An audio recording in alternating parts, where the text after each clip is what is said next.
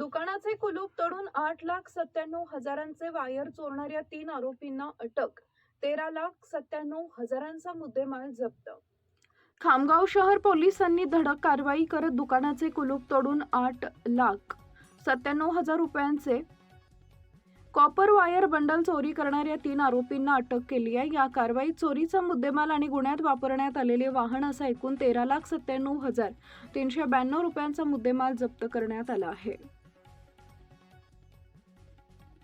Police station Khamgaon शहर येथे फिर्यादी योगेश आशिष भगत राहणार खामगाव यांच्या तक्रारीवरून चोरीचा गुन्हा दाखल करण्यात आलेला होता.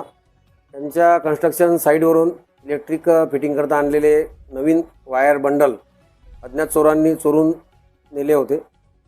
त्यावरून चोरीचा गुन्हा दाखल करून मान्य वरिष्ठांच्या मार्गदर्शनात SP साहेब, मान्य श्री तांबे सर, अपर पोलीस अधीक्षक श्री पी जगताप साहेब व ADPO मान्य श्री प्रदीप पाटील साहेब यांच्या मार्गदर्शनात वेगवेगळे पथक तयार करून तांत्रिक मुद्द्यांवर गोपनीय बातमीदार यांच्या आधारे आरोपी निष्पन्न करण्यात येऊन सदर आरोपीकडून गुन्ह्यात चोरीस गेलेला एकूण 8,97,000 रुपयाचा मुद्देमाल व गुन्ह्यात वापरलेले वाहन 5 लाख रुपये असा एकूण 13,97,000 रुपयाचा मुद्देमाल जप्त करण्यात आला असून यामध्ये 3 आरोपी निष्पन्न झालेले आहेत.